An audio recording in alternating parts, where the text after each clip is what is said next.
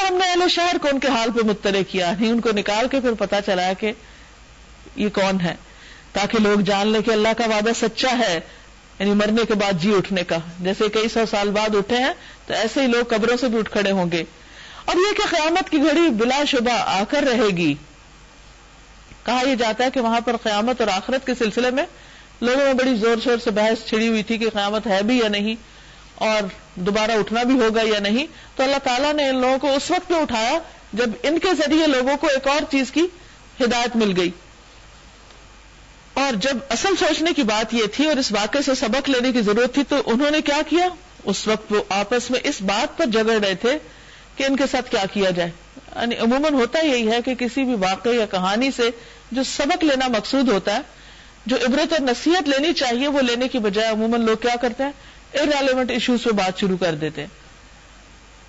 تو وہ اب یہ بحث کرنے لگے کہ اب ان کے ساتھ کیا جائے۔ ہوا یہ کہ جب وہ لوگوں کو ان کا حال کا پتہ چلا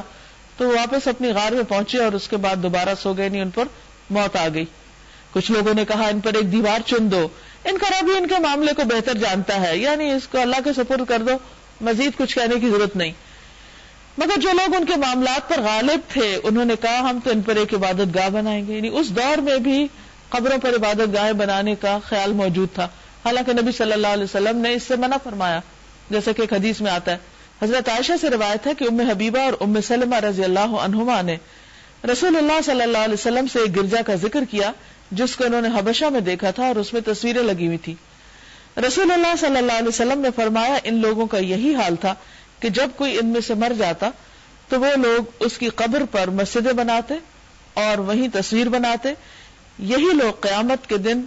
اللہ تعالیٰ کے ہاں بدترین مخلوق ہوں گے۔ کچھ لوگ کہیں گے کہ وہ 3 تھے، چوتھا ان کا کتا تھا، کچھ دوسرے کہہ دیں گے 5 تھے اور چھٹا ان کا کتا تھا۔ عام طور پہ قصے کہانیوں میں لوگوں کو فگر سے اور ان مائنیوٹ ڈیٹیل سے بڑی دلچسپی ہوتی ہے، ناموں سے اور کون تھے اور کہاں تھے۔ اللہ تعالیٰ نے ایسی کوئی چیز نہیں بتائی، اصل میں تو جو ایکشن تھا ان کا، جو وہاں غار میں جانے کی وجہ تھی اور پھر اٹھنے کے بعد جو سبق دینا مقصود تھا اس کو ہائی لائٹ کیا ہے۔ یہ سب بے تکی ہانکتے ہیں۔ کچھ اور لوگ ہیں وہ کہتے ہیں کہ 7 تھے، 8واں ان کا کتا تھا۔ کہو میرا رب ہی بہتر جانتا ہے کہ وہ کتنے تھے، یعنی تعداد میں زیادہ انٹرسٹڈ ہی نہیں ہوں۔ کبھی لوگ ان کی صحیح تعداد جانتے ہیں، پھر بھی اللہ تعالیٰ نے خود یہ نہیں بتائی کہ ہاں واقعی کتنے تھے، کیونکہ اٹ واز ناٹ امپورٹنٹ۔ بس تم سرسری بات سے بڑھ کر ان کی تعداد کے معاملے میں لوگوں سے بحث نہ کرو اور نہ ان کے متعلق کسی سے پوچھو، کیونکہ یہ غیر ضروری چیزیں ہیں، یعنی ان کی شکل، لباس، ان کی حالت، صحت کیا تھی کیا نہیں، ان باتوں کی ضرورت ہی نہیں، کیونکہ اس وقت مطلوب نہیں۔ اور دیکھو کسی چیز کے بارے میں کبھی یہ نہ کہا کرو کہ میں کل یہ کام کر دوں گا، الا یہ کہ اللہ چاہے، انشاءاللہ۔ وَاذْكُرْ رَبَّكَ إِذَا نَسِيتَ، بھول جاؤ تو رب کو یاد کر لو۔ وَقُلْ عَسَىٰ أَن يَهْدِيَنِ رَبِّي لِأَقْرَبَ مِنْ هَٰذَا رَشَدًا، اور کہا کیجئے کہ امید ہے کہ میرا رب اس معاملے میں رشد سے قریب تر بات کی طرف میری رہنمائی فرما دے گا۔ ہوا یہ کہ جب پوچھنے والوں نے آپ سے پوچھا تو آپ نے کانفیڈنٹلی کہہ دیا کہ میں کل بتا دوں گا، آپ کو یقین تھا کہ وہی آئے گی اور اللہ کی مدد آئے گی اور میں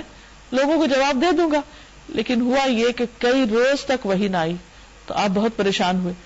اس پر اللہ سبحانہ وتعالیٰ نے فرمایا کہ جب آپ کسی سے وعدہ کریں تو انشاءاللہ کہیں، چاہے پورا ارادہ بھی ہو کام کرنے کا پھر بھی، لیکن افسوس یہ کہ لوگوں نے اس لفظ کو اتنا مس یوز کیا کہ جب کوئی کام کرنے کا ارادہ نہیں ہوتا اس وقت کہتے ہیں کہ اگر اللہ نے چاہا۔ بھئی پہلے تو خود چاہو پھر اللہ بھی تمہارے ساتھ ہے۔ اور وہ اپنے غار میں 300 سال رہے، کچھ لوگ مدت کے شمار میں 9 سال اور بڑھ گئے ہیں۔ تم کہو اللہ ان کے قیام کی مدت زیادہ جانتے ہیں،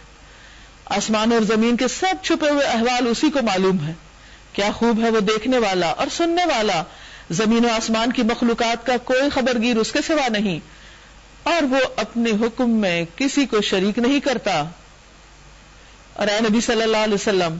آپ کے رب کی کتاب میں سے جو کچھ آپ پر وحی کیا گیا اس کا جو کا تو سنا دو، یعنی پورا پورا بتا دیجئے، کوئی اس کے فرمودات کو بدل دینے کا مجاز نہیں۔